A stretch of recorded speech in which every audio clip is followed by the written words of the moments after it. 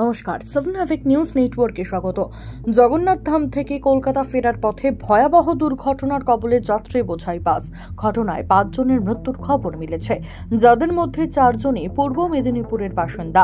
আহত প্রায় 44 জন।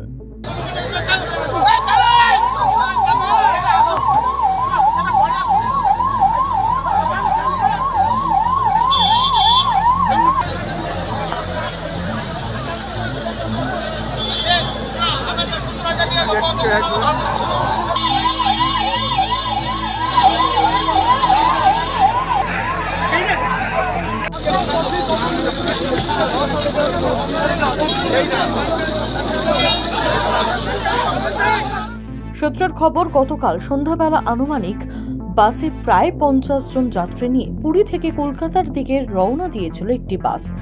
রাতে ওড়িশার জাজপুরের কাছে বড়াবাটি সেতু থেকে নিচে পড়ে যায় বাংলামুখী ওই বাসটি। চালক নিয়ন্ত্রণ হারানোর ফলেই এই দুর্ঘটনা বলে জানা যাচ্ছে। খবর পেয়ে ঘটনাস্থলে প্রশাসনিক আধিকারিকেরা পৌঁছে শুরু করেন উদ্ধার কার্য। খোলা হয়েছে কন্ট্রোল রুম, যার পরিচালনার দায়িত্বে রয়েছে বিপর্যয় মোকাবিলা কর্মীরা। প্রশাসন সূত্রে খবর, ঘটনাস্থলে 5 জনের মৃত্যু হয়েছে, যাদের মধ্যে 4 জন বাংলার বাসিন্দা। আহত 44 জন যাত্রী। বাসে যাত্রীদের মধ্যে বেশিরভাগই বাংলার বাসিন্দা ছিল বলে জানা যাচ্ছে।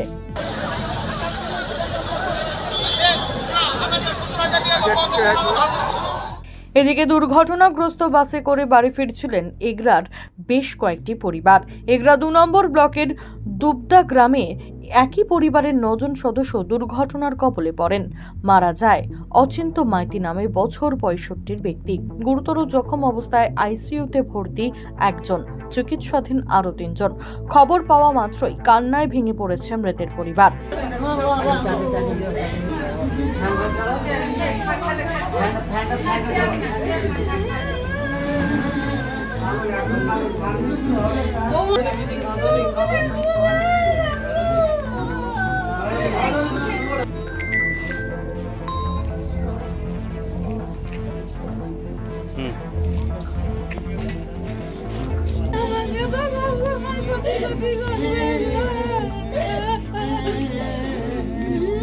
ঘটনায় শোক প্রকাশ করেছেন ওড়িশার মুখ্যমন্ত্রী নবীন পটনায়ক।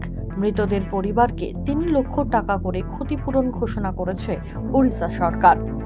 মদন মাইতি, 7 নাভিক নিউজ, পূর্ব মেদিনীপুর। সমস্ত খবরের আপডেট পেতে লাইক করে সাবস্ক্রাইব করুন 7 নাভিক নিউজ। সেই সঙ্গে বেল বাটন প্রেস করতে ভুলবেন না। আপনাদের একটা সাবস্ক্রিপশন আমাদের জন্য অত্যন্ত মূল্যবান। জয় হিন্দ।